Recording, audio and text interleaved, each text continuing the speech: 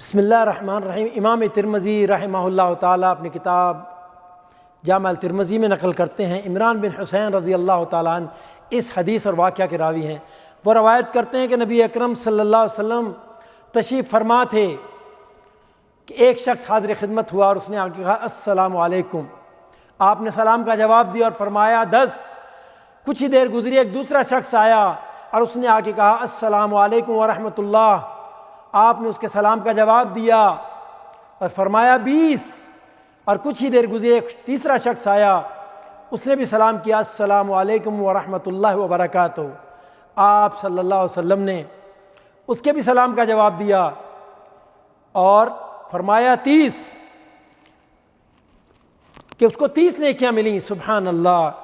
ناظرین کرام، راستے میں چلتے چلتے اگر آپ کسی کو گڈ مارننگ کہنے کے بجائے، آداب عرض کہنے کے بجائے، صبح الخیر کہنے کے بجائے السلام علیکم کہہ دیں تو آپ کو 10 نیکیاں مل گئیں، اور اگر تھوڑا سا بڑھا دیا ورحمۃ اللہ تو آپ 20 نیکیوں کے مستحق ہو گئے، اور اگر مزید بڑھا دیا وبرکاتہ تو آپ 30 نیکیوں کے مستحق ہو گئے۔ سبحان اللہ۔ غور کیجئے ذرا۔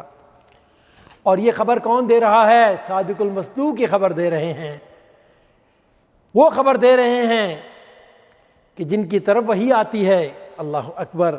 غور کریں، السلام علیکم ورحمۃ اللہ وبرکاتہ، آپ نے کسی کو سلام کیا تو کتنی دیر لگی؟ 5 سیکنڈ لگے، اور 30 نیکیاں۔ کیا یہ 30 رہیں گی؟ نہیں، بلکہ قرآن اور سنت میں اللہ اور اس کے رسول فرماتے ہیں الحسنۃ بعشر امثالہا، ایک نیکی کے بدلے 10 نیکیاں۔ آپ نے 30 نیکیاں کما لی ہیں، ذرا 10 سے ضرب دے لیں، 300 بن گیا۔ ٹائم کتنا لگا؟ چلتے چلتے آپ نے سلام کیا، اللہ کے فضل و کرم سے 300 نیکیاں آپ نے کما لیں۔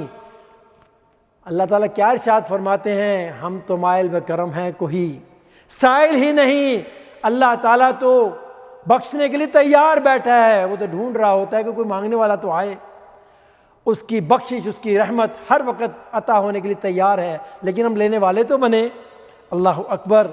ہمیں چاہیے کہ زیادہ سے زیادہ اس چیز سے فائدہ اٹھائیں، اور اگر دن میں یہ ارادہ کر لیں کہ میں نے کم سے کم 10 لوگوں کو آج سلام کرنا ہے، تو 300 کو ذرا 10 سے ضرب دے کے تو دیکھیں بات کہاں جاتی ہے۔ اور یقین کریں، ایک ایک نیکی بڑی قیمتی ہے۔ یہ بات ہمیں کل قیامت کے دن پتہ لگے گی، جب ایک نیکی نہ ہونے کی وجہ سے بندہ جنت سے محروم رہ جائے گا۔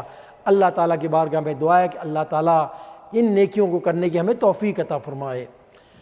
وآخر دعوانا ان الحمدللہ رب العالمین۔ صلوا علیہ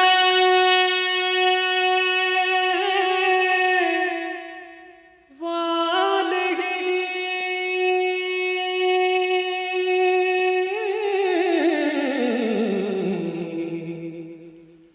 صلوا علیہ